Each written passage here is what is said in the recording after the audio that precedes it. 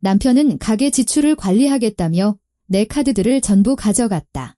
나는 순순히 따랐다. 그가 차를 사러 간 날 은행 직원은 갑자기 카드를 돌려주며 잠시만 기다려달라고 했다. 이윽고 스피커폰 너머로 내 목소리가 울려 퍼지자 남편은 그대로 얼어붙고 말았다. 운명의 갈림길 채널에 오신 것을 환영합니다. 시작하기 전에 어느 지역에서 저희 방송을 보고 계신지 댓글로 알려주시면 감사하겠습니다. 여러분의 참여는 저희에게 큰 힘이 됩니다. 그럼 지금부터 이 흥미진진한 이야기를 즐겁게 감상해 주시기 바랍니다. 박선영 씨는 부엌 싱크대 앞에 서서 저녁 식사 후 설거지를 천천히 하고 있었다. 따뜻한 물이 그녀의 손등을 타고 흘러내렸고 세제 거품은 불빛에 반짝였다. 창밖은 10월 초의 어스름이 짙어지고 있었다. 해가 짧아져 저녁 7시만 되어도 유리창 너머는 칠흑 같은 어둠에 잠겼다. 그녀는 창문에 비친 자신의 흐릿하고 불분명한 마치 낯선 사람 같은 모습을 바라보았다. 52세, 결혼 20년 차 흔들리지 않을 것 같던 규칙에 따라 평생을 살아왔다. 일, 집, 가족. 그런데 이제 그 익숙한 그림에 무언가 균열이 가기 시작했다. 등 뒤 거실에서는 남편의 목소리가 들려왔다. 박민준 씨는 친구 중 누군가와 통화하며 어제 축구 경기에 대해 웃고 떠들고 있었다. 그의 목소리는 활기차고 명랑했다. 최근 그녀와 대화할 때와는 전혀 다른 모습이었다. 친구들과 있을 때 그는 예전의 민준, 즉 개방적이고 농담을 잘하며 쾌활한 사람이었다. 하지만 그녀와 있을 때는 그는 다른 사람이 되어 있었다. 그녀는 그 변화가 언제부터 시작되었는지 정확히 짚어낼 수 없었다. 석 달 전이었을까? 아니면 그보다 더 이전이었을까? 그저 사소한 것들에 신경 쓰지 않았을 뿐인데 이제 와서 보니 그 조각들이 모여 불안한 그림을 완성하고 있었다. 선영 씨는 마지막 접시를 식기 건조대에 올려놓고 수건에 손을 닦으며 부엌을 둘러보았다. 약 3평 남짓한 작은 공간이었지만 아늑했다. 10년 전 온 가족이 함께 도배했던 자잘한 꽃무늬의 밝은 벽지, 그녀와 민준, 그리고 아이들까지. 그때 아들 지훈이는 10대였고 딸 나은이는 초등학생이었다. 세월은 어찌나 빠른지. 이제 지훈이는 결혼해서 다른 도시에서 프로그래머로 일하고 있다. 나은이는 대학생이 되어 친구와 함께 시내 중심가의 아파트를 얻어 살고 있다. 일주일에 한 번 전화하고 주말에 가끔 들르긴 하지만 자신만의 삶을 살고 있다.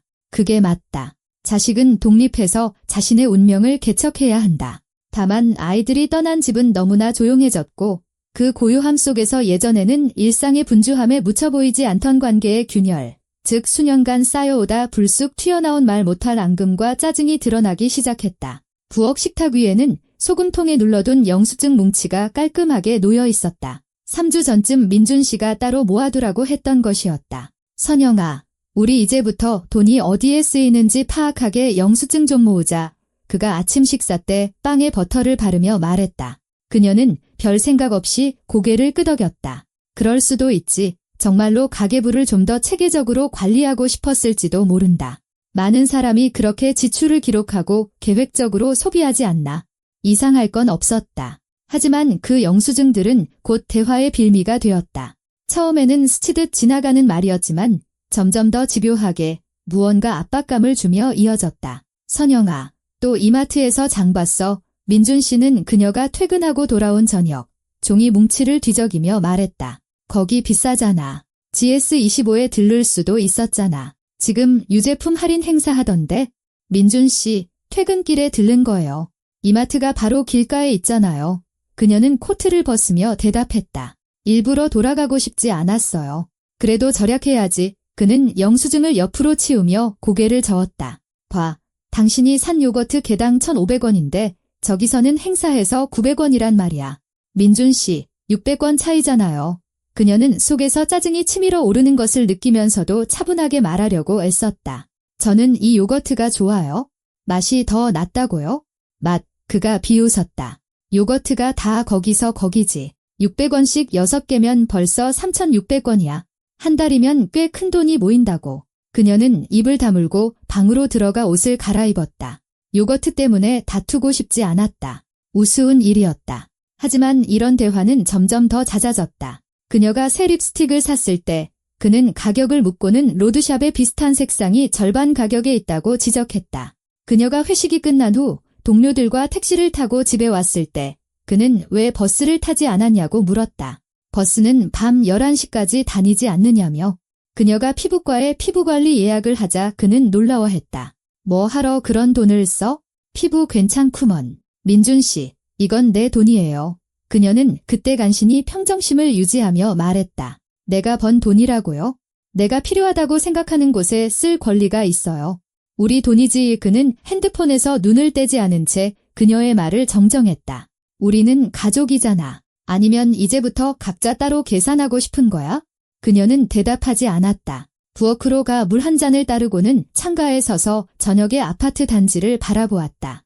어린이 놀이터, 벤치, 드문드문 보이는 행인들의 모습, 평범한 주거지역, 그들의 집, 그들의 아파트, 20년 전 주택담보대출로 구입한 5층짜리 30평대 아파트. 둘이 함께 대출금을 갚았고 각자 자기 몫을 냈다. 5년 전 대출을 모두 갚았을 때는 기념으로 주말에 교회로 나가 산책도 하고 사진도 찍었다. 그때는 모든 것이 좋았다. 그때 민준 씨는 세심하고 다정했다. 함께 웃고 계획을 세웠다. 그런데 지금 그녀는 무슨 일이 일어나고 있는지 이해할 수 없었다. 돈은 있었다.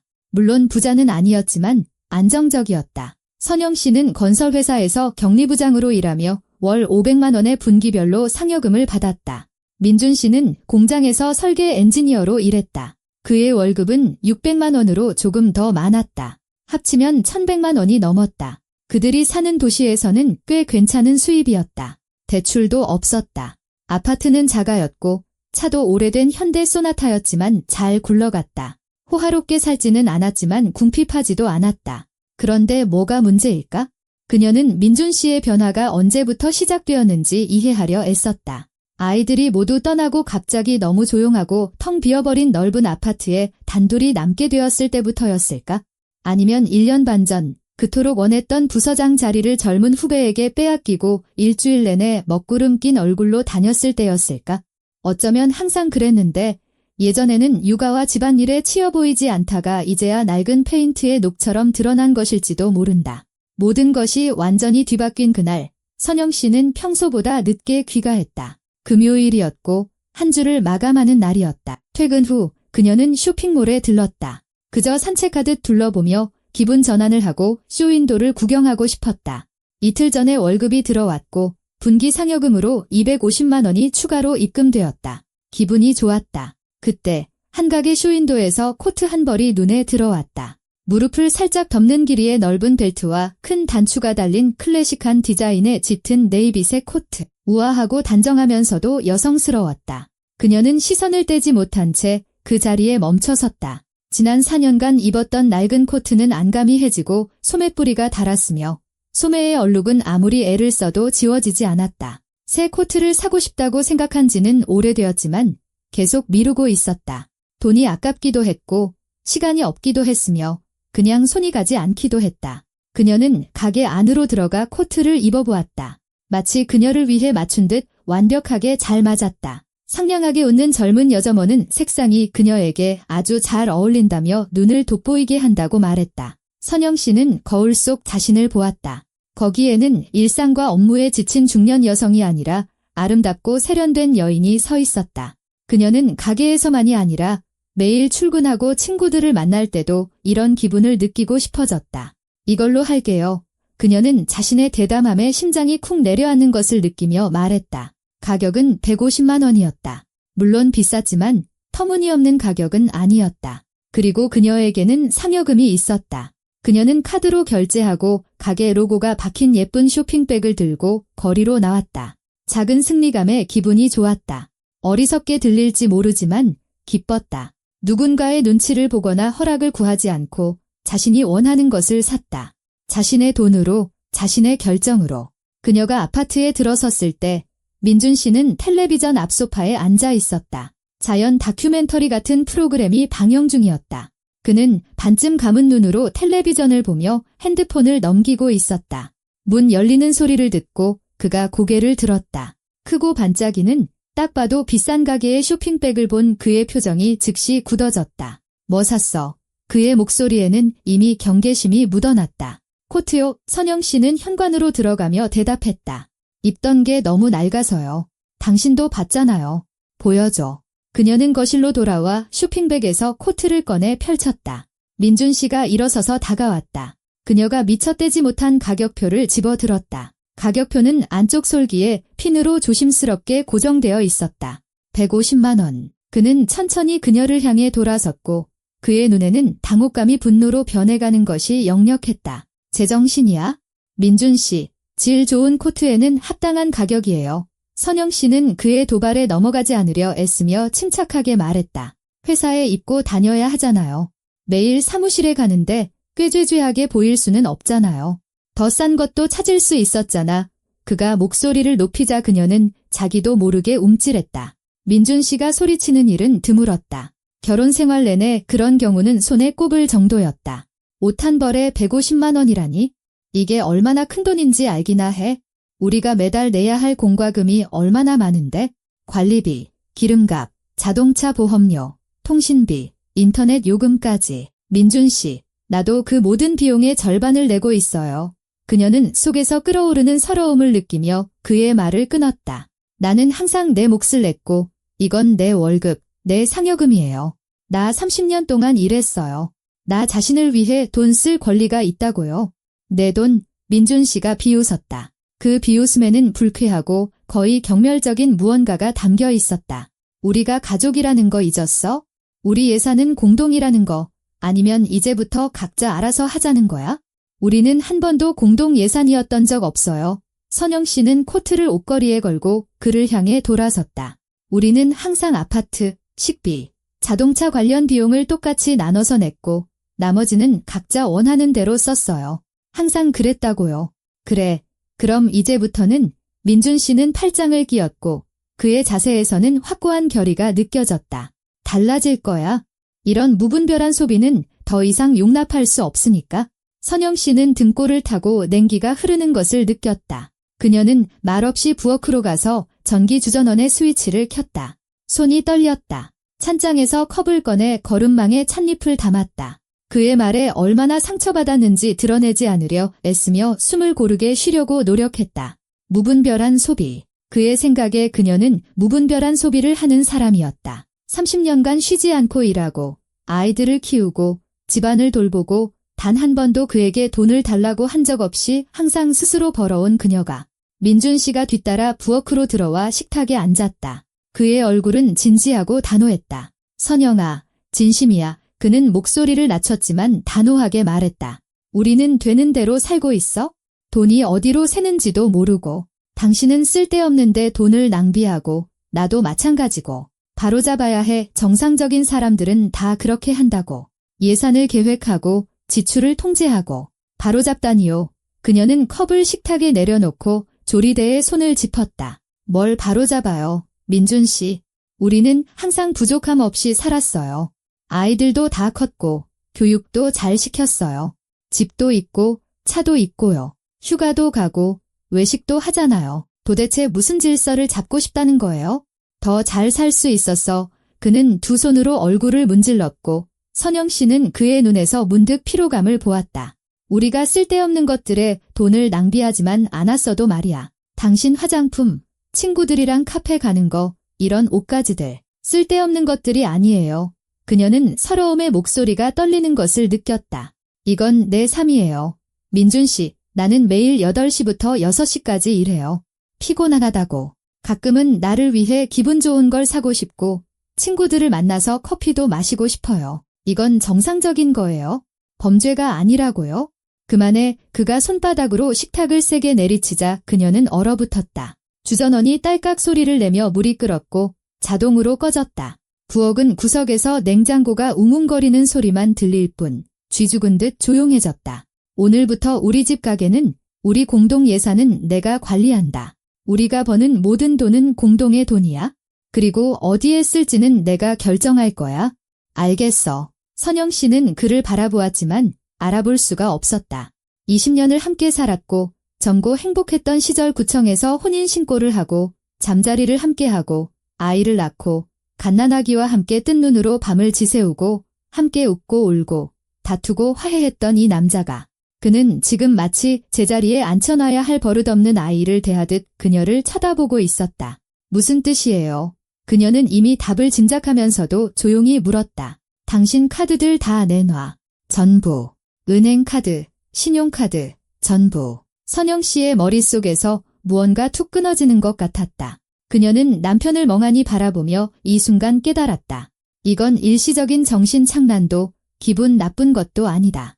이건 진심이다. 그는 정말로 그녀의 돈, 그녀의 경제적 독립을 통제하고 싶어 한다. 그는 그녀가 자신에게 의존하게 만들고 물건 하나를 살 때마다 허락을 구하고 모든 지출에 대해 보고하게 만들고 싶어 한다. 농담이죠. 그녀가 숨을 내쉬었다. 지금처럼 진지했던 적 없어. 민준 씨가 일어서서 다가왔다. 카드 내놔.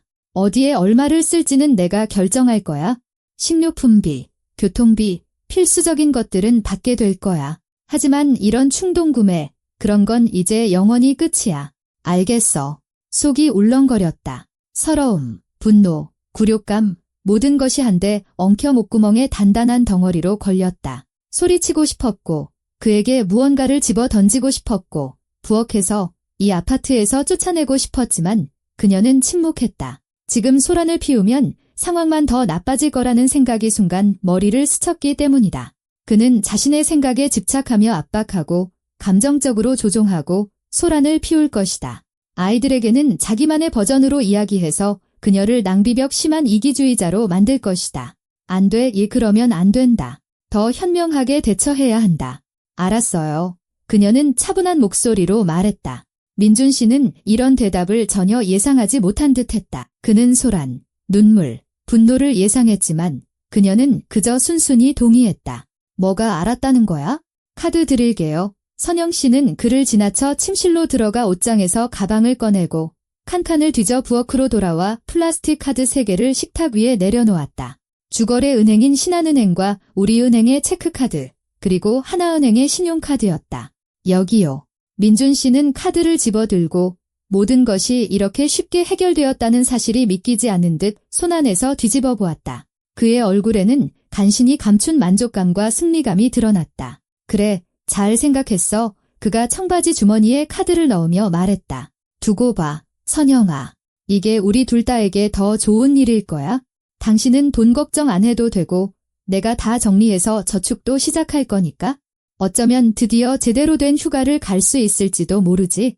그 동남아 싸구려 패키지 말고. 그녀는 고개를 끄덕이고 차를 따라 그를 쳐다보지 않고 침실로 들어갔다. 문을 닫고 침대 가장자리에 앉았다. 손이 너무 심하게 떨려서 찻잔이 거의 손에서 빠져나갈 뻔했다. 그녀는 찻잔을 협탁에 내려놓고 주먹을 꽉 쥐며 심호흡을 하려고 애썼다. 속은 부글부글 끓었지만 얼굴 근육 하나 까딱하지 않았다. 민준 씨는 자기가 이겼다고, 모든 것을 통제하게 되었다고, 이제 그녀가 길들여지고 순종적이 될 거라고 생각하겠지. 그렇게 생각하게 둬라. 그녀는 그의 규칙대로 놀아줄 것이다. 일단은. 왜냐하면 선영 씨에게는 남편이 전혀 짐작도 못하는 비장의 카드가 있었고 그녀는 앞으로 어떻게 해야 할지 아주 잘 알고 있었기 때문이다. 정말로 잘 알고 있었다. 다음 날 아침 민준 씨는 깊은 만족감에 잠에서 깼다. 그는 등을 대고 누워 천장을 바라보며 자신이 상황을 완전히 장악했다는 느낌을 만끽했다. 마침내 집안의 질서를 바로잡았다. 마침내 가장으로서 한 집안의 가장으로서 모든 것을 통제하게 된 것이다. 그가 고개를 돌렸다. 선영 씨는 이미 일어나 있었다. 부엌에서는 커피 향과 조용한 식기 소리가 들려왔다. 모든 것이 평소와 같았다. 그녀는 히스테리를 부리지도 문을 쾅 닫지도 그가 내심 걱정했던 것처럼 친정으로 가버리지도 않았다. 그의 결정을 차분하고 어른스럽게 받아들였다. 그렇다면 그녀 자신도 그가 옳다는 것을 알고 있다는 뜻이다. 그는 일어나 실내복 바지와 티셔츠를 입고 욕실로 가서 세수를 하고 거울에 비친 자신의 모습을 보았다. 55세지만 더 젊어 보였다. 머리카락은 희끗희끗했지만 여전히 숱이 많았고 약간의 뱃살을 제외하면 몸매도 괜찮은 편이었다. 민준 씨는 배에 힘을 주고 옆으로 돌아섰다. 괜찮네. 그는 이 나이에 완전히 풀어져 버린 많은 동년배들과는 달리 자기 관리를 했다. 그가 부엌으로 들어갔을 때 선영 씨는 가스레인지 앞에 서서 달걀 프라이를 하고 있었다. 그녀는 돌아보며 말없이 고개를 끄덕이고 샌드위치를 담은 접시를 식탁에 놓았다. 그녀의 얼굴은 차분했고 심지어 무심해 보이기까지 했다. 어제의 감정은 흔적도 없었다. 민준 씨는 식탁에 앉아 커피포트에서 커피를 따랐다. 좋은 아침 후 그는 어쨌든 어제는 심각한 대화가 오갔으니 관계를 완전히 망치고 싶지 않다는 생각에 부드럽고 화해하는 듯한 말투로 말했다. 좋은 아침이에요. 그녀는 돌아보지 않고 짧게 대답했다. 선영아, 화난 거 아니지? 그가 샌드위치를 한 입 베어 물고 커피를 마셨다. 이해해줘. 나는 우리를 위해서, 우리 미래를 위해서 이러는 거야? 이해했어요. 그녀가 달걀 프라이를 접시에 담아 맞은편에 앉았다. 당신이 가장이잖아요. 당신이 결정하죠. 그는 그녀의 목소리에서 비꼬는 둔한 냉소적인 느낌을 찾아내려 애쓰며 그녀를 유심히 쳐다보았지만 그녀의 얼굴은 여전히 아무 표정이 없었다. 그녀는 눈을 들지 않고 식사를 했고 그는 이 주제를 더 깊이 파고들지 않기로 했다. 중요한 것은 갈등이 해결되었고 카드는 그의 지갑에 있으며 이제 모든 것이 계획대로 진행될 것이라는 점이었다. 아침 식사 후 선영 씨는 출근 준비를 했다. 민준 씨는 토요일이라 쉬는 날이었고 그녀는 교대 근무 일정에 따라 일했다. 그녀는 옷을 입고 가방을 들고 짧게 작별 인사를 하고 나갔다. 민준 씨는 아파트에 혼자 남았다. 그는 커피를 한 잔 더 따르고 소파에 앉아 텔레비전을 켰지만 보지는 않았다. 주머니에서 선영 씨의 카드를 꺼내 커피 테이블 위에 펼쳐놓았다. 3장의 카드. 이제 그의 관리하에 놓일 그들의 공동의 안녕으로 가는 3개의 열쇠.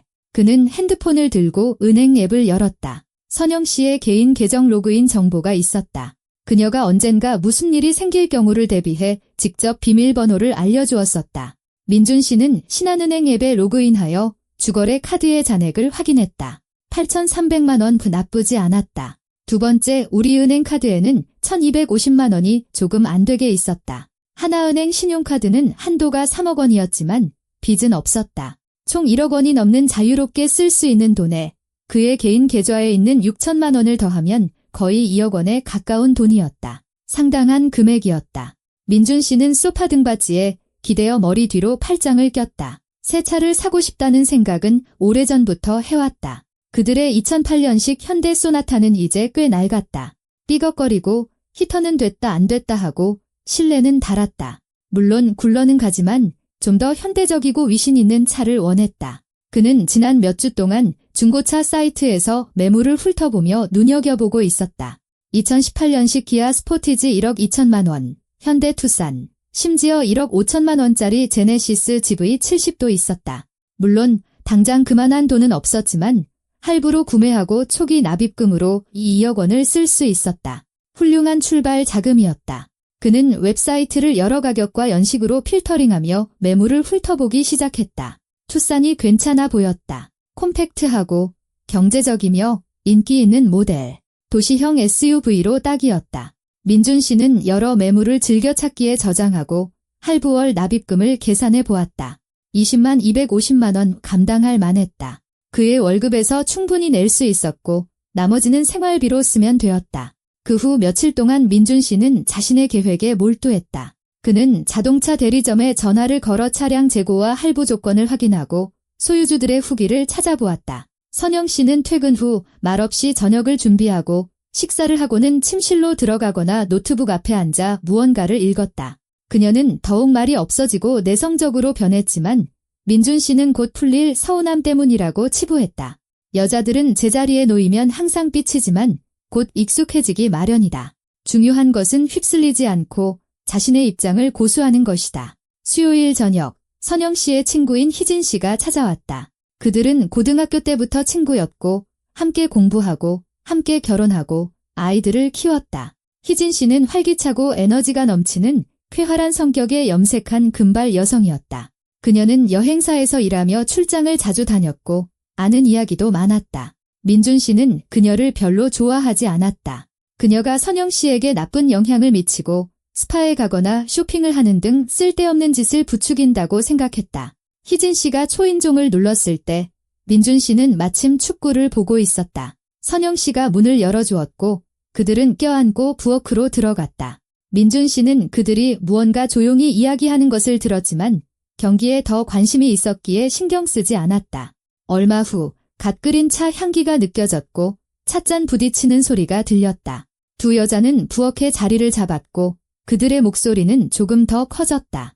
그래서 선영아, 어떻게 지내? 희진 씨의 목소리에는 걱정이 묻어났다. 전화 목소리가 좀 이상하던데? 무슨 일 있어? 그냥 뭐, 선영 씨가 애매하게 대답했다. 피곤해서 그래? 일이 많아서. 거짓말하지 마. 희진 씨는 직설적이었고 에둘러 말하는 것을 싫어했다. 내가 너를 30년 동안 알았어. 무슨 일 있었는지 털어놔. 민준 씨는 텔레비전 소리를 높였지만 그럼에도 불구하고 대화의 단편들이 들려왔다. 선영 씨는 친구에게 카드에 관한 상황을 이야기하고 있었다. 그는 긴장하며 귀를 기울였다. 그 사람 완전히 돌았어. 희진 씨의 목소리는 분노에 차 있었고 컸다. 선영아, 내 카드를, 내 돈을 가져가게 놔뒀다고? 쉿, 희진아. 선영 씨가 쉿소리를 냈다. 그 사람 방에 있어? 상관없어. 희진 씨는 의자가 삐걱거리는 소리로 보아 일어선 듯 했다. 이건 말도 안 돼. 너는 스스로 벌고 평생 일해왔잖아. 그런데 그가 와서 너한테 조건을 내건다고? 꺼지라고 해?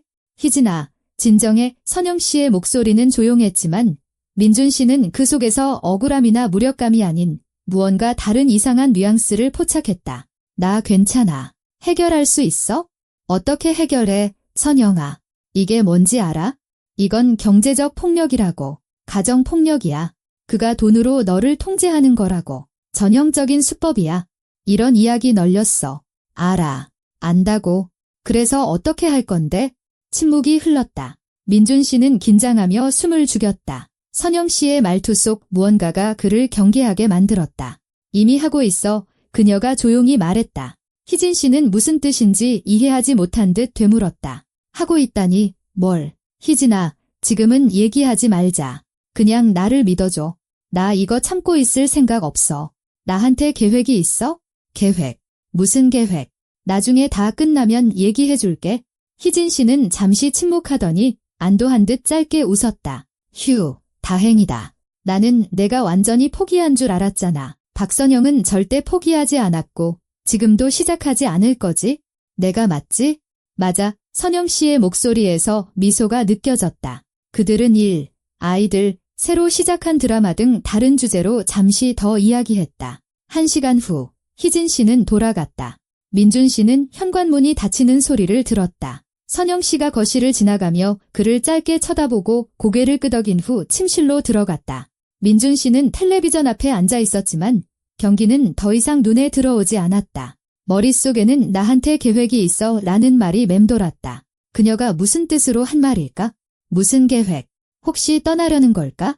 이혼 소송을 하려는 걸까? 말도 안 돼. 20년 결혼 생활 끝에 그녀가 어디로 가겠는가? 공동 명의의 아파트, 함께한 삶이 있는데 그녀는 그저 친구에게 하소연하며 스트레스를 푼 것뿐이다. 내일이면 다 잊어버릴 것이다. 그는 그 말을 중요하게 생각하지 않기로 하고 자신의 계획으로 돌아갔다. 금요일, 그는 회사에 월차를 내고 자동차 매매 단지에 가기로 결심했다. 2019년식 현대 투싼, 주행거리 4만 킬로미터, 상태 좋고 가격 1,500만 원짜리 적당한 매물을 찾았다. 그는 매니저와 통화하여 약속을 잡았다. 집을 나서기 전 그는 지갑을 확인했다. 선영 씨의 카드는 제자리에 있었다.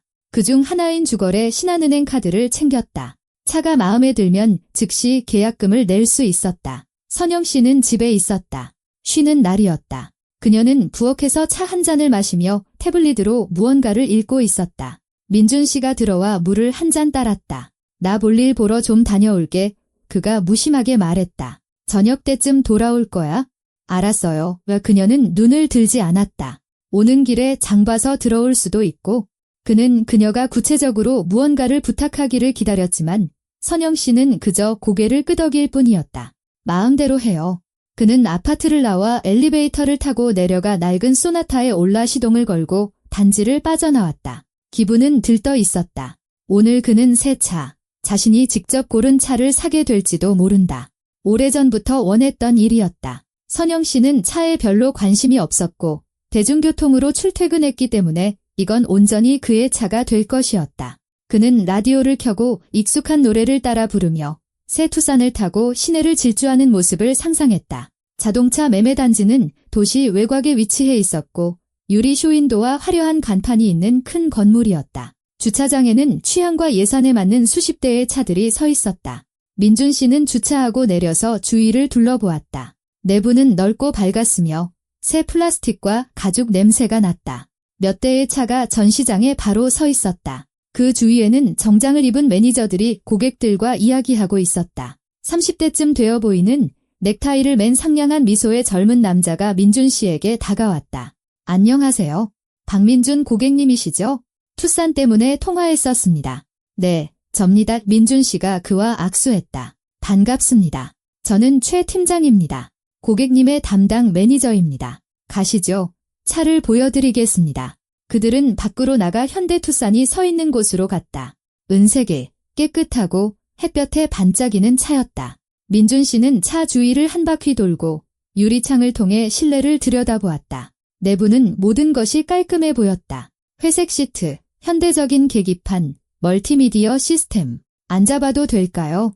그가 물었다. 물론입니다. 최 팀장이 문을 열어주었다. 민준 씨는 운전석에 앉아 핸들을 잡았다. 앉기에 편안했고 시야도 좋았으며 모든 것이 손에 닿는 곳에 있었다.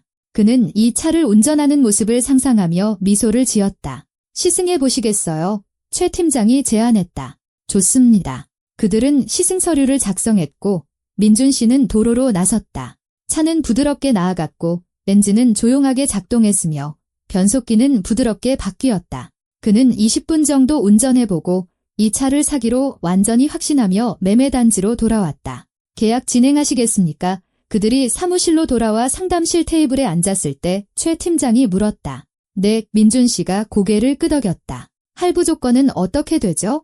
최 팀장은 계산기를 꺼내 계산하기 시작했다. 계약금 3천만 원에 나머지는 5년 할부, 연 11%입니다. 월 납입액은 180만 원입니다. 민준 씨는 생각했다. 부담스럽지만 현실적이다. 그의 월급은 600만 원이니 420만 원이 남는다. 게다가 선영 씨 돈도 있다. 그녀는 이제 쓸데없는데 돈을 쓰지 않으니까. 거기서 조금 가져다 공동경비로 쓸 수도 있다. 좋습니다. 그가 말했다. 계약하죠. 알겠습니다. 그럼 오늘 계약금을 내시고 서류에 서명하시면 23일 내에 차는 고객님 소유가 됩니다. 3천만 원을 바로요. 민준 씨가 미간을 찌푸렸다. 제 카드에는 그보다 적게 들어있는데요. 얼마나 있으신데요? 1,100만 원 정도요. 최 팀장이 머리를 극적였다. 그럼 할부 금액을 늘릴 수 있는데 그러면 월 납입액도 올라갑니다. 아니면 있는 만큼 계약금으로 내시고 나머지는 나중에 내시는 방법도 있고요. 아니요. 바로 하죠. 민준 씨는 미루고 싶지 않았다. 할부 금액을 더 높게 책정해 주세요. 알겠습니다. 지금 다시 계산해 보겠습니다. 최 팀장이 계산기를 두드리더니 눈을 들었다. 계약금이 1,000만 원이면 월 납입액은 230만 원이 됩니다. 괜찮으시겠어요? 민준 씨는 얼굴을 찌푸렸다. 230만 원이면 월급의 거의 3분의 1이지만 차는 그만한 가치가 있었다. 그리고 오래 걸리지 않을 것이다. 5년 그 후에는 다 갚고 모든 것이 정상으로 돌아올 것이다. 괜찮습니다. 그가 단호하게 말했다. 알겠습니다.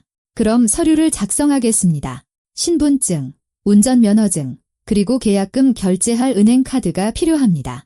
민준 씨는 신분증과 운전면허증을 꺼내 테이블 위에 놓고 지갑에서 선영 씨의 카드를 꺼냈다. 신한은행, 그녀의 이름 박선영이 적힌 파란색 카드. 그는 최 팀장에게 카드를 건넸다. 잠시만요. 매니저는 카드를 받아 단말기에 긁었다. 비밀번호를 입력해주세요. 민준 씨는 비밀번호를 입력했다. 그는 알고 있었다. 선영 씨가 언젠가 그녀의 카드에서 돈을 인출해야 할 경우를 대비해 알려주었었다. 단말기가 조용히 삑 소리를 냈다. 화면에 돌아가는 아이콘이 나타났다. 최 팀장은 미소를 지으며 기다렸다. 민준 씨도 손가락으로 테이블을 두드리며 기다렸다. 그런데 갑자기 단말기가 날카롭고 불쾌한 소리를 냈다. 화면에 빨간색 글씨가 떴다. 거래가 거절되었습니다. 이상하네요. 최 팀장이 미간을 찌푸렸다. 다시 한번 해보겠습니다. 그가 다시 카드를 긁었다. 민준 씨가 비밀번호를 입력했다. 똑같은 상황. 단말기가 거절했다. 혹시 잔액이 부족한 건 아닐까요? 매니저가 정중하게 추측했다. 아니요. 1억 원 넘게 있어요. 제가 직접 확인했습니다. 민준 씨는 초조해지기 시작하는 것을 느꼈다. 다시 해보세요. 세 번째 시도. 똑같은 결과. 잠시만요. 은행에 전화해 보겠습니다. 최 팀장이 핸드폰을 들고 신한은행 고객센터 번호를 누르고 스피커폰을 켰다. 몇 번의 신호음 끝에 자동 응답기가 응답하고 상담원과 연결되었다. 안녕하십니까? 신한은행입니다. 여성의 목소리가 들려왔다. 안녕하세요. 최 팀장이 카드를 보았다. 카드 번호 2로 거래가 진행되지 않습니다. 그가 카드 번호를 불렀다. 무슨 문제인지 확인해 주시겠어요? 1분만 기다려 주십시오. 키보드 두드리는 소리가 들렸다. 네, 확인되었습니다. 해당 카드는 500만 원 이상 거래 시 제한이 걸려 있습니다. 계좌 소유주의 확인이 필요합니다. 민준 씨는 속에서 무언가 쿵 하고 내려앉는 것을 느꼈다. 소유주 확인이라는 게 무슨 뜻이죠? 그가 핸드폰에 몸을 기울이며 물었다. 계좌 소유주이신 박선영님께서 거래 한도를 설정해 놓으셨습니다. 500만 원 이상 거래 시에는 본인의 직접적인 승인이 필요합니다. 지금 연결해 드리겠습니다. 연락처를 남겨두셨네요. 아니요. 잠시만요. 민준 씨가 말리기 시작했지만 이미 늦었다. 수화기에서 신호음이 가더니 이내 차분하고 너무나 익숙한 목소리가 들려왔다. 여보세요. 안녕하세요. 박선영 고객님 은행 직원이 말했다. 고객님의 카드로 1000만 원 거래가 시도되고 있습니다. 승인하시겠습니까? 침묵이 흘렀다. 민준 씨는 숨도 쉬지 않고 핸드폰을 쳐다보았다. 심장이 너무 크게 뛰어 방 안의 모든 사람에게 들릴 것 같았다. 아니요, 선영 씨가 차분하고 냉정한 목소리로 말했다. 승인하지 않습니다. 거래를 거절해 주세요.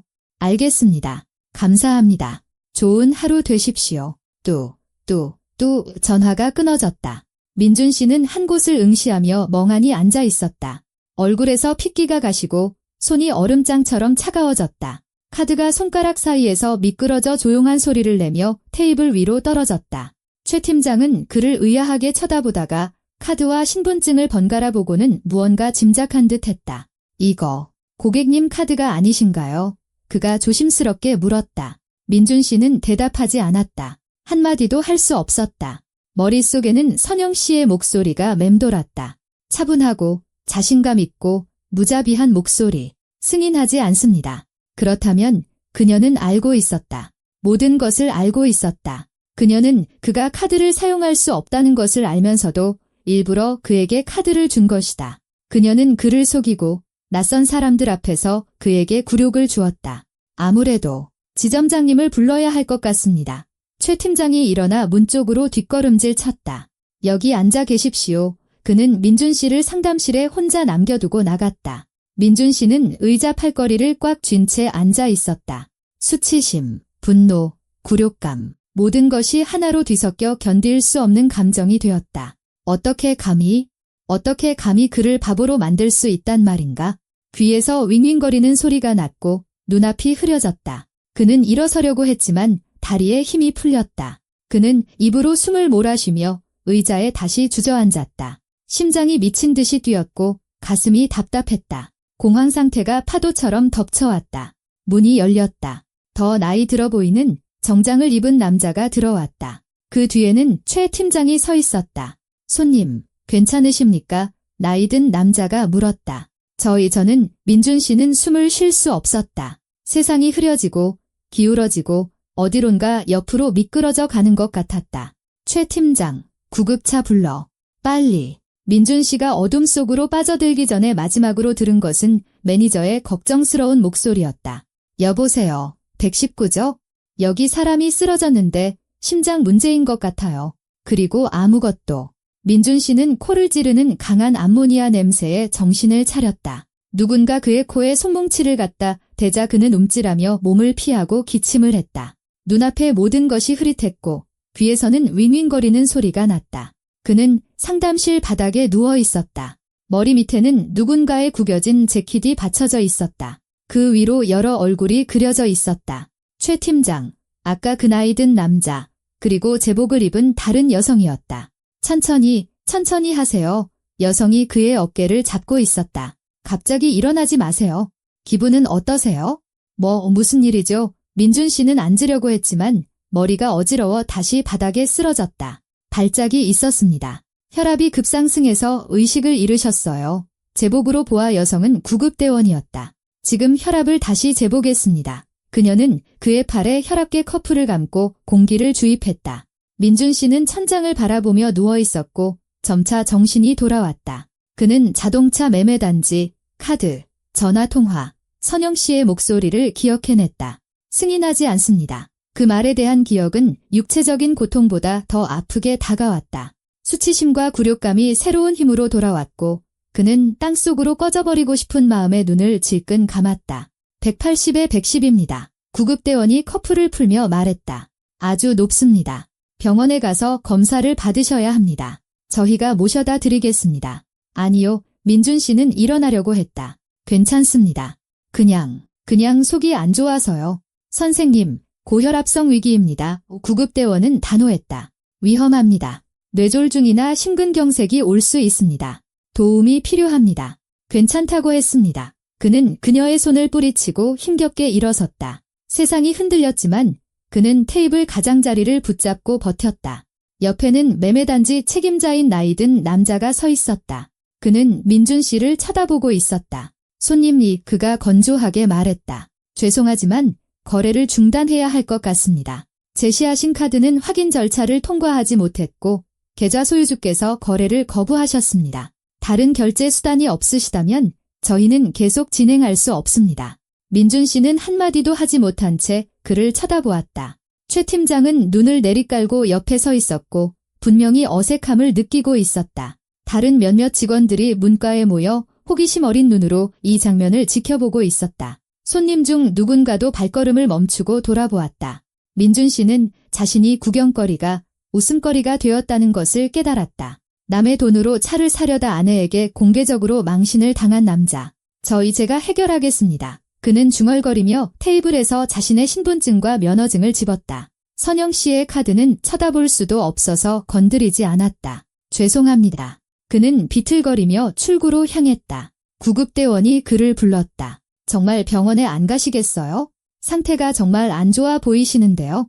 괜찮습니다. 그는 어깨너머로 내뱉고 밖으로 나갔다. 햇빛이 눈부시게 내리쬐어 눈을 찔렀다. 그는 손바닥으로 얼굴을 가리고 낡은 소나타까지 겨우 걸어가 운전석에 쓰러지듯 앉았다. 손이 너무 떨려서 시동키를 제대로 꽂을 수 없었다. 그는 핸들에 이마를 대고 눈을 감고 숨을 고르게 쉬려고 애썼다. 하지만 숨은 가빠지고 심장은 요동쳤으며 가슴에는 덩어리가 맺혔다. 선영, 그녀는 일부러 그랬다. 그녀는 그가 자신의 카드를 사용하려 할 것을 알고 있었다. 그녀는 미리 모든 것을 준비하고 한도를 설정하고 확인을 위해 자신의 번호를 남겨두었다. 그녀는 고양이와 쥐처럼 그를 가지고 놀았다. 순종하는 척하며 카드를 내주었지만 사실은 함정을 파놓은 것이었다. 그리고 그는 걸려들었다. 마지막 바보처럼 걸려들었다. 민준 씨는 차 안에서 얼마나 오래 앉아 있었는지 몰랐다. 10분이었을까? 30분이었을까? 점차 호흡이 안정되고 심장 박동도 잦아들었지만 가슴에는 무거운 짐이, 머릿속에는 공허함이 남았다. 그는 시동을 걸고 집으로 향했다. 길을 알아보지도 못하고 기계적으로 천천히 운전했다. 생각은 얽히고 서로 겹쳐졌다. 선영에게 뭐라고 말해야 할까? 어떻게 설명해야 할까? 아무 일도 없었던 척할까? 하지만 그녀는 안다. 그녀가 거래를 거절했다. 그녀는 모든 것을 완벽하게 이해하고 있다. 그가 집 앞에 주차했을 때는 이미 저녁 6시가 다 되어가고 있었다. 그는 엘리베이터를 타고 올라가 열쇠로 문을 열고 아파트로 들어갔다. 조용했다. 부엌에서 희미한 불빛이 새어나왔다. 무언가 볶는 냄새가 났다. 선영이 저녁을 준비하고 있었다. 그는 현관으로 들어가 신발을 벗고 재킷을 걸었다. 손은 여전히 약간 떨렸다. 선영이 부엌에서 나와 수건에 손을 닦으며 그를 쳐다보았다. 그녀는 아무 감정 없는 차분한 눈으로 그를 보았다. 돌아왔군요. 그녀가 평온한 목소리로 말했다. 저녁 거의 다 됐어요? 민준 씨는 무슨 말을 해야 할지 몰라 서 있었다. 그는 20년을 함께 산 이 여자를 쳐다보았지만 알아볼 수 없었다. 항상 양보하고 타협하고 갈등을 피했던 그 선영은 어디에 있는가? 이 차갑고 계산적인 낯선 여자는 누구인가? 당신이 그가 침을 삼켰다. 목소리가 쉬어 있었다. 무슨 짓을 한 거야? 구체적으로 뭘 말하는 거죠? 그녀가 이해하지 못한다는 듯 고개를 갸웃거렸다. 카드 맞고 한도 설정하고 당신 당신 내가 그걸 쓰려고 할 줄 알았어? 물론이죠. 선영이 돌아서서 다시 부엌으로 들어갔다. 그가 뒤따라갔다. 당신이 그걸 가져간 건 바로 그 목적 때문이었잖아요. 그렇죠? 내 돈을 당신 마음대로 쓰려고. 우리 돈이야. 그가 목소리를 높이며 속에서 다시 분노가 끓어오르는 것을 느꼈다. 내가 가장이고 나한테는 권리가 있어? 당신한테는 아무 권리도 없어요. 그녀가 돌아섰고 그녀의 눈에서 그는 차가운 강철을 보았다. 이건 내 돈이에요. 민준 씨, 내가 내 노동으로, 내 손으로 번 돈이라고요. 그리고 당신은 내 허락 없이 단 한 번도 이 돈을 마음대로 쓴 적 없어요. 단 한 번도. 하지만 당신이 나한테 카드를 줬잖아. 그가 주먹을 꽉 쥐고 한 걸음 다가섰다. 당신이 동의했잖아. 나는 당신한테 플라스틱 조각을 준 거예요. 그녀가 비웃었고 그 비웃음에는 온기라고는 한 점도 없었다. 쓸모없는 플라스틱 조각. 나는 당신이 내 것을 빼앗아 가게 내버려 두지 않을 거라는 걸 이해할 만큼은 똑똑하다고 생각했어요. 하지만 당신은 너무 자신만만했죠. 당신한테 접근 권한이 있는지 확인조차 안 했잖아요. 민준 씨는 분노가 굴욕감과 뒤섞여 숨을 막고 숨 쉴 수 없게 만드는 것을 느꼈다. 날 바보로 만들었어. 그가 숨을 내쉬었다. 모든 사람들 앞에서 당신이 무슨 짓을 했는지 알아? 그들이 다 봤어. 매니저, 직원들, 다른 손님들까지 모두가 당신이 나를 거절하는 걸 들었다고. 그래서요. 그녀가 어깨를 으쓱했다. 당신은 내 동의도 없이 내 돈으로 차를 사려고 했잖아요. 내가 어떻게 해야 했을까요? 허락해줘야 했을까요? 당신의 작은 가장 놀이를 지지해줘야 했을까요? 이건 놀이가 아니야.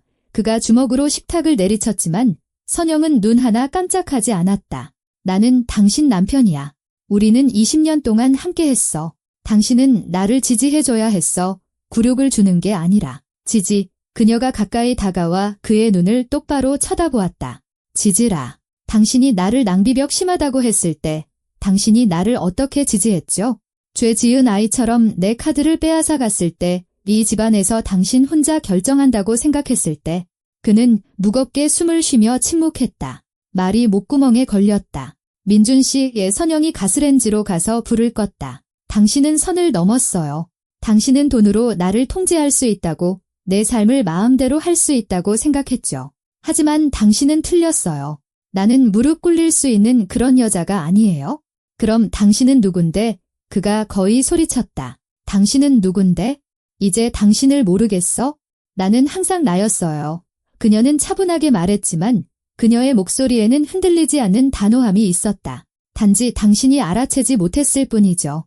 당신은 내가 침묵하면 동의하는 거라고, 반대하지 않으면 복종하는 거라고 생각했죠. 하지만 침묵은 약함이 아니에요. 민준 씨, 선택이죠. 나는 갈등을 원하지 않았고, 가정을 지키고 싶었고, 당신을 지키고 싶었기 때문에 침묵했어요. 하지만 이제 나에게는 지킬 것이 없어요. 그는 발밑에 땅이 꺼지는 것을 느끼며 서 있었다. 그녀가 무슨 뜻으로 하는 말일까? 무엇을 말하려는 걸까? 무슨 말을 하고 싶은 거야? 그가 조용히 물었다. 이혼 소송을 제기했다는 말을 하고 싶어요. 선영은 마치 날씨에 대해 이야기하는 것처럼 아무렇지 않게 이 말을 했다. 오늘 아침 당신이 자동차 매매단지에 갔을 때요. 침묵. 민주는 그녀를 믿을 수 없다는 듯 쳐다보았다. 이혼. 그녀가 이혼 소송을 제기했다. 20년의 결혼 생활, 2아이, 함께한 삶, 그리고 그녀는 단번에 모든 것을 지워버렸다. 당신 그럴 수 없어. 그가 중얼거렸다. 말도 안 돼. 한 번의 다툼 때문에. 한 번의 다툼 때문이 아니에요. 그녀가 고개를 저었다. 이건 마침내 내가 당신이 어떤 사람인지 똑똑히 보았기 때문이에요. 아내를 자신의 소유물로 여기고 내 노동, 내 돈, 내 선택을 존중하지 않고 단지 자신이 가장이라는 느낌을 받기 위해 나를 기꺼이 굴욕시키는 사람. 나는 굴욕을 주려던 게 아니었어. 그가 반박하려 했지만 그 말은 스스로에게도 초라하게 들렸다. 의도했든 안 했든 중요하지 않아요. 선영이 식탁에서 서류철을 가져와 그에게 건넸다. 여기 소장 사본이에요. 변호사 말로는 당신이 반대하지 않으면 3개월 정도 걸릴 거라고 하더군요. 아파트는 공동 명의이니 반으로 나누면 돼요. 팔아서 돈을 나누거나 당신이 내 지분을 샀거나 내가 당신 지분을 샀거나 상황 봐서 결정하죠. 민주는 떨리는 손으로 서류철을 받아 열었다. 정말로 이혼 소송장이었고 선영의 서명이 되어 있었다. 날짜는 오늘이었다. 그녀는 허세를 부리는 게 아니었다. 그녀는 정말로 일을 저질렀다. 그렇게 그냥 떠날 수는 없어. 그가 그녀를 쳐다보았다. 우리는 가족이었잖아. 가족이었죠. 그녀가 정정했다. 당신이 나에 대한 존중보다 당신의 야망이 더 중요하다고 결정하기 전까지는요. 이제 우리는 그냥 한때 가까웠지만 지금은 아닌 두 사람일 뿐이에요. 아이들은 그가 마지막 희망에 매달렸다. 아이들은 뭐라고 할까? 아이들은 다 컸어요. 선영이 식탁에 앉아 주전자에서 차를 따랐다. 나은이와 지훈이는 각자의 삶이 있어요. 이해하거나 이해하지 못할 수도 있지만 이건 우리의 결정이지 그들의 결정이 아니에요. 벌써 애들하고 얘기했어? 아니요. 그녀가 차를 한 모금 마셨다. 조만간 얘기할 거예요. 하지만 크게 놀라지는 않을 거라고 생각해요. 나은이는 오래전부터 내가 왜 당신의 잔소리를 참는지 물어봤어요. 당신이 어떻게 변했는지 반년 전부터 눈치챘더라고요. 민주는 맞은편 의자에 주저앉아 두 손에 머리를 묻었다. 세상이 무너지고 있었다. 그가 흔들리지 않는다고 믿었던 모든 것, 가족, 결혼, 익숙한 삶이 산산조각 나고 있었다. 그리고 그 책임은 자신에게 있었다. 그는 그것을 끔찍할 정도로 명확하게 이해했다. 그는 너무 멀리 나갔다. 그는 규칙을 정할 수 있다고 생각했지만 반란을 맞았다. 조용하고 차갑고 무자비한 반란. 선영아, 그가 고개를 들어 애원하는 눈으로 그녀를 쳐다보았다. 우리 아직 모든 걸 바로잡을 수 있지 않을까? 내 실수를 깨달았어. 내가 잘못했어. 미안해. 그녀는 그를 오랫동안 탐색하듯 쳐다보다가 천천히 고개를 저었다. 아니요. 민준 씨, 너무 늦었어요. 당신은 실수를 깨달은 게 아니에요. 당신은 그저 졌다는 걸 깨달았을 뿐이에요. 그건 다른 문제예요. 만약 카드가 통과되었다면, 만약 당신이 차를 샀다면 당신은 자신을 자랑스러워했을 거예요. 당신은 올바르게 행동했고 나를 제자리에 놓았다고 생각했겠죠. 하지만 당신은 졌고 이제 상황을 수습하려고 하는 거예요. 하지만 나는 더 이상 이 게임을 하고 싶지 않아요. 그녀는 일어나 문으로 다가갔다. 나 갈게요. 그녀가 말했다. 나은이한테요. 아파트 구할 때까지 몇 주간 거기서 지낼 거예요. 당신은 여기 있어도 돼요? 재산 분할에 관해서는 변호사가 연락할 거예요. 벌써 짐 쌌어. 그가 생기 없는 목소리로 물었다. 네, 현관에 있어요. 그는 일어나 복도로 나갔다. 정말로 문 옆에 큰 여행 가방 2개와 가방 하나가 놓여 있었다. 그렇다면 그녀는 준비하고 있었다. 오늘 아침이 아니라 그 이전부터, 어쩌면 일주일 전 그에게 카드를 내주었을 때부터 그녀는 모든 것을 계산하고 모든 것을 계획했다. 그리고 그는 눈이 멀었다. 선영은 재킷을 입고 어깨에 가방을 맸다.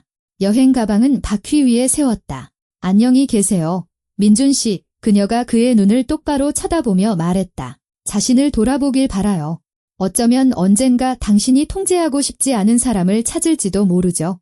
하지만 그건 내가 아닐 거예요. 그녀는 문을 열고 여행 가방을 복도로 끌어내고 엘리베이터를 불렀다. 민주는 문가에 서서 그녀가 그의 삶에서 떠나가는 것을 지켜보았다. 엘리베이터가 도착하고 문이 열렸다. 선영이 안으로 들어가 마지막으로 한 번 돌아보며 고개를 끄덕였다. 문이 닫혔다. 민주는 아파트로 돌아와 문을 닫았다. 고요함, 공허함. 그는 거실로 들어가 소파에 쓰러져 천장을 멍하니 쳐다보았다. 주머니에서 핸드폰이 진동했다. 분명 메시지나 전화일 테지만 그는 꺼내지 않았다. 힘이 없었다. 그는 절망의 파도가 덮치는 것을 느끼며 누워 있었다. 가슴에 통증이 둔하고 짓누르는 듯 다시 찾아왔다. 그는 손바닥을 심장에 대고 천천히 숨을 쉬려고 했지만 소용없었다. 혈압이 다시 치솟고 관자놀이가 욱신거렸다. 약을 먹어야 한다는 것을 알았지만 움직일 수 없었다. 방이 눈앞에서 흐려지기 시작할 때까지 한 곳만 응시하며 누워 있었다. 그리고 몇 킬로미터 떨어진 곳에서 선영은 택시에 앉아 창밖으로 스쳐 지나가는 거리를 바라보고 있었다. 가방 속 핸드폰이 진동했다. 딸에게서 온 메시지였다. 엄마, 기다리고 있어? 방 준비됐어. 사랑해. 선영은 여러 날 만에 처음으로 미소를 지었다. 여러 해 동안 짊어지고 있던 짐을 벗어 던진 듯 가볍고 자유로웠다. 택시기사가 백미러로 그녀를 힐끗 보았다. 멀리 가시나 봐요. 그가 그저 예의상 물었다. 그 선영이 도시의 불빛을 바라보며 대답했다. 아주 멀리요. 새로운 삶으로요. 선영 씨는 딸의 아파트 방 한가운데 서서 창밖을 내다보았다. 유리창 너머로 저녁의 도시, 불빛, 도로, 도시 반대편의 낯선 동네가 펼쳐져 있었다. 이곳은 모든 것이 달랐다. 다른 집, 다른 마당, 다른 삶, 그리고 그것이 옳았다. 그녀에게는 바로 이것이 필요했다. 과거로부터 멀리 떨어진 곳에서, 백지 상태에서 시작하는 것. 엄마, 차 준비됐어. 나은이가 컵 2개를 들고 방으로 들어왔다. 딸은 그녀를 닮았다. 같은 밝은 머리색, 같은 회색 눈, 같은 고집스러운 인매. 23살, 법대 마지막 학년 학생, 똑똑하고 독립적인 아가씨. 선영 씨는 그녀가 자랑스러웠다. 고마워. 우리 딸 선영 씨는 컵을 받아 소파에 앉았다. 나은이는 다리를 꼬고 옆에 앉았다. 자, 이제 자세히 얘기해봐. 이 딸이 양손으로 컵을 감싸 안으며 말했다. 전화로는 너무 짧게만 얘기했잖아. 도대체 무슨 일이 있었던 거야? 선영 씨는 깊은 한숨을 내쉬었다. 지난 몇 주 동안 이 이야기를 머릿속에서 수없이 되뇌었기 때문에 마치 단어들이 저절로 올바른 순서로 배열되는 것 같았다. 아빠가 자기가 집안의 가장이라고 생각하기 시작했어. 그녀가 차분하게 시작했다. 돈, 쇼핑, 모든 것에 대해 혼자 결정해야 한다고. 내 카드를 가져가고 내 모든 지출을 통제하려고 했어. 나는 다투지 않고 그냥 그가 내 돈을 쓸 수 없도록 미리 조치를 취해뒀을 뿐이야. 그래서 아빠 반응은 어땠어? 나은이는 미간을 찌푸리며 주에 깊게 들었다. 안 좋았지? 선영 씨가 비웃었다. 아주 안 좋았어? 나한테 묻지도 않고 내 돈으로 차를 사러 갔거든. 카드가 긁히지 않았고 내가 거래를 거절했어. 엄마, 나은이가 몸을 바로 세웠다. 정말, 아빠는 괜찮아. 몰라. 선영 씨가 차를 한 모금 마셨다. 전화 안 해봤어. 다 큰 어른인데 알아서 하겠지? 다른 정보를 소화하며 침묵했다. 그러더니 고개를 저었다. 있잖아, 엄마. 나 놀랍지 않아? 지난 반년 동안 아빠가 어떻게 변했는지, 엄마한테 어떻게 잔소리했는지, 쇼핑할 때마다 어떻게 한마디씩 했는지 봤거든. 지훈이 오빠한테도 얘기했었어. 우리 둘 다 눈치챘어. 지훈이도 알아. 선영 씨가 눈썹을 치켜떴다. 응, 엄마가 떠난다고 문자 보냈을 때 내가 전화했어. 오빠는 엄마를 지지한다고 아빠를 제자리에 놓을 때가 한참 지났다고 했어. 내일 엄마랑 통화하고 싶다고 전해달라고 했어. 선영 씨는 마음속이 따뜻해지는 것을 느꼈다. 아이들이 그녀의 편이었다. 그들은 이해했다. 그녀는 이것을 가장 두려워했다. 그들이 그녀를 비난하고 사소한 일로 가정을 파괴했다고 말할까 봐야 하지만 그들은 보았다. 그녀가 숨기려 했던 것을 그들은 눈치챘다. 고마워, 그녀가 조용히 말했다. 너희가 내 편이라는 걸 아는 게 중요해. 엄마, 우리는 항상 엄마 편이야. 나은이가 그녀의 어깨를 감싸 안았다. 엄마는 내가 아는 가장 강한 여자야. 평생 동안 일, 집, 우리를 다 짊어지고 한 번도 불평한 적 없잖아. 그런데 아빠는 이기주의자가 됐어? 미안하지만 사실이야. 그들은 서로에게 기댄 채 말없이 앉아 있었다. 선영 씨는 아이들에 대한 마지막 죄책감의 짐이 영혼에서 벗겨지는 것을 느꼈다. 그녀는 가정을 파괴한 것이 아니었다. 가족의 한 구성원이 자신이 다른 모든 사람보다 더 중요하다고 결정했을 때 가정은 스스로 파괴되었다. 그 후 며칠은 분주하게 지나갔다. 선영 씨는 변호사를 만나 이혼 세부 사항을 논의했다. 그들의 경우는 모든 것이 꽤 간단하다는 것이 밝혀졌다. 재산은 많지 않았다. 아이들은 성인이었고 양육비는 필요 없었다. 아파트는 팔아서 돈을 반으로 나누기로 했다. 민준 씨는 이해 없이 동의했다. 그는 한 번 전화해서 대화를 시도하고 만남을 요청했지만 선영 씨는 거절했다. 필요한 모든 것은 변호사를 통해 해결할 수 있다. 개인적인 만남은 더 이상 없을 것이다. 친구 희진 씨가 이틀째 되는 날 찾아왔다. 그녀는 케이크와 와인 한 병을 가져왔다. 자, 자유로운 여인, 그녀가 나은이의 아파트로 들어서며 선언했다. 축하해. 드디어 그 통제광한테서 벗어났구나. 희진아, 조용히 해. 선영 씨가 미소 지었다. 나은이 집에 있잖아. 들으라고 해. 희진 씨는 케이크를 식탁에 놓고 선영 씨를 껴안았다. 선영아, 내가 정말 자랑스러워. 잘했어. 많은 사람들이 용기가 없어서 못하는 일을 해냈어. 그들은 부엌에 앉아 와인을 조금씩 마시고 케이크를 먹었다. 희진 씨는 자세한 내용을 물었고 선영 씨가 자동차 매매 단지에서의 장면에 대해 이야기하자 고개를 끄덕이고 웃었다. 그 사람 얼굴 상상이 간다. 그녀가 깔깔 웃었다. 거기 앉아 있는데 전화기에서 내 목소리가 승이 나지 않습니다라고 나오는 거 말이야. 이건 명장면이야. 영화라고. 나는 웃기지 않아. 선영 씨가 컵을 손에 들고 돌렸다. 조금은 안쓰럽기도 해. 20년 동안 함께 했는데 장난이 아니잖아. 안쓰럽다고? 희진 씨는 미소를 거두었다. 선영아, 그가 너를 굴욕시켰어. 그는 너를 자신에게 의존하는 여자로 만들고 싶어 했어? 그건 사랑이 아니야. 통제지. 알아? 선영 씨가 고개를 끄덕였다. 그래서 떠나온 거야? 하지만 그래도 슬퍼. 우리는 한때 행복했었잖아. 했었지. 희진 씨가 동의했다. 하지만 그건 오래전 일이야. 사람들은 변해. 선영아. 가끔은 좋지 않은 쪽으로. 과거에 살 수는 없어. 너는 52살이야. 이건 끝이 아니야. 인생의 중반이지. 앞으로 할 일이 얼마나 많은데. 선영 씨는 친구를 보고 미소 지었다. 네, 앞으로 정말 많은 일이 있을 것이다. 한 달 후에 구하려고 계획 중인 새 아파트. 그녀가 사랑하는 일. 그녀를 지지해주는 아이들. 오랫동안 자신에게 허락하지 않았던 자유. 3주 후, 선영 씨는 좋은 동네에 있는 창문이 크고 밝은 원룸 아파트를 구했다. 집주인은 중개인 없이 저렴하게 세를 놓았다. 선영 씨는 보증금을 내고 계약서에 서명했다. 생전 처음으로 그녀는 남편과 공동 소유가 아닌 부모님 집도 아닌 바로 자신의 집을 갖게 되었다. 원하는 대로 꾸미고 벽을 어떤 색으로든 칠하고 누구든 초대하거나 아무도 초대하지 않을 수 있었다. 이사하는 날 아이들이 도와주었다. 지훈이는 주말에 특별히 왔다. 그들은 상자를 나르고 가구를 조립하고 지훈이가 삐뚤게 달려고 하는 선반을 보며 웃었다. 저녁이 되자 아파트는 이미 사람이 사는 집처럼 보였다. 선영 씨는 아이들과 그들의 웃음소리에 둘러싸여 거실 한가운데 서서 바로 이것이 행복이라고 느꼈다.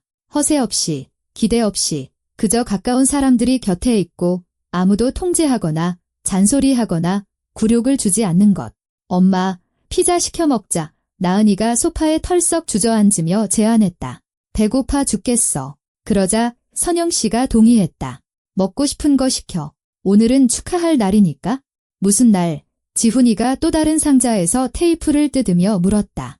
독립기념일. 선영 씨가 대답하고 미소 지었다. 그들은 큰 피자 3판을 시켜 아직 조립하지 못한 식탁 때문에 거실 바닥에 앉아 노트북으로 코미디 영화를 보았다. 선영 씨는 아이들과 함께 웃으며 몇 년 동안 느끼지 못했던 가벼움이 온몸에 퍼지는 것을 느꼈다. 그녀는 자유로웠다. 앞으로 어떻게 살지 스스로 결정한다. 그리고 이것이 그녀에게 일어날 수 있었던 최고의 일이었다. 한 달 후, 선영 씨는 시내 중심가의 카페에서 희진 씨를 만났다. 그들은 커피와 디저트를 주문하고 창가에 앉아 지나가는 사람들을 구경했다. 자, 새로운 삶은 어때? 희진 씨가 카푸치노에 설탕을 저으며 물었다. 좋아, 선영 씨가 미소 지었다. 솔직히, 희진아, 이렇게 쉬울 줄 몰랐어. 외로움, 고요함, 공허함이 두려웠는데 실제로는 반대야. 마음이 편안해. 잠도 잘 자. 누군가 내 모든 쇼핑에 대해 잔소리할까 봐 두려워하지 않아도 돼. 아, 민준 씨는 어떻게 지내? 몰라. 선영 씨가 어깨를 으쓱했다. 우리는 변호사를 통해서만 연락해. 아파트는 팔았고 돈도 나눴어. 형식적인 절차는 거의 끝났어. 이혼은 몇 주 안에 마무리될 거야. 그가 연락하려고 몇 번 전화하고 메시지도 보내고 만나서 얘기하자고 했어. 나는 대답하지 않았어. 그에게 할 말이 없어. 희진 씨가 고개를 끄덕이고 커피를 한 모금 마셨다. 잘하고 있어? 그렇게 힘들게 빠져나온 곳으로 다시 돌아가면 안 돼? 그럴 생각 없어. 선영 씨가 창밖을 보았다. 이 문제에 대해 많이 생각했어? 왜 그렇게 오랫동안 참았는지, 왜 처음 잔소리가 시작되었을 때 떠나지 않았는지, 그리고 깨달았어. 나는 변화가 두려웠던 거야? 혼자서는 감당할 수 없을까 봐, 아이들이 비난할까 봐, 사람들이 그 나이에 이혼하는 건 어리석은 짓이라고 말할까 봐 두려웠어. 하지만 그러다 깨달았지? 사람들이 뭐라고 하든 무슨 상관이야? 이건 내 삶이고, 만약 내가 불행하다면 나는 그것을 바꿀 권리가 있어.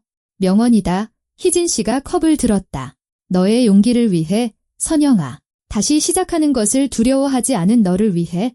그들은 컵을 부딪히고 마셨다. 선영 씨는 마음속에서 따뜻하고 밝은 무언가가 피어나는 것을 느끼며 미소 지었다. 그녀는 해냈다.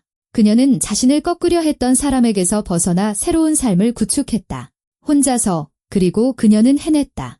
저녁, 자신의 아파트로 돌아온 선영 씨는 차를 끓여 책과 함께 창가에 앉았다. 창밖은 어두워지고 맞은편 집들의 불이 켜졌다. 도시는 무관심하고 평온하게 자신의 삶을 살고 있었다. 그녀는 오랫동안 읽고 싶었지만 시간이 없었던 책을 펼쳤다. 이제 시간은 많았다.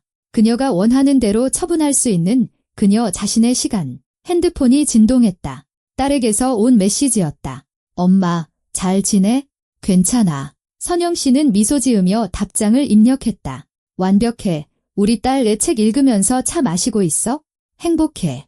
핸드폰을 식탁에 놓고 다시 책을 읽기 시작했다. 도시 반대편 텅 빈 30평대 아파트에서 민주는 텔레비전 앞 소파에 앉아 있었다. 프로그램이 방영 중이었지만 그는 보지 않았다. 그는 모든 것이 어떻게 잘못되었는지, 어떻게 아내, 가족, 익숙한 삶을 잃었는지, 어떻게 자신감 넘치는 남자에서 자신의 아내에게 공개적으로 굴욕을 당한 외로운 패배자로 전락했는지 생각하고 있었다. 서러움과 분노는 여전히 속에서 타올랐지만 깊은 곳 어딘가에서는 다른 감정이 싹트고 있었다. 모든 것이 자신의 탓이라는 이해. 만약 그가 통제하려고 하지 않았다면, 카드를 빼앗지 않았다면, 선영을 굴욕시키지 않았다면 그들은 지금 함께 있었을 것이다. 하지만 너무 늦었다. 그녀는 영원히 떠났다. 그리고 선영은 창가에 앉아 책을 읽고 미소 짓고 있었다. 앞에는 그녀 자신의 자유롭고 가능성으로 가득 찬 삶이 있었다. 통제 없이, 굴욕 없이, 허락을 구할 필요 없이 그녀는 고통을, 굴욕을, 두려움을 겪고 더 강해져서 나왔다. 그리고 이것은 그녀의 승리였다. 조용하고 개인적이지만 그녀의 인생에서 가장 중요한 승리. 이야기를 들어주셔서 감사합니다. 운명의 갈림길 채널이었습니다. 실수가 있었다면 너그러이 양해해 주시기 바랍니다. 여러분의 생각을 댓글로 남겨주세요. 마음에 드셨다면 채널을 구독해 주세요.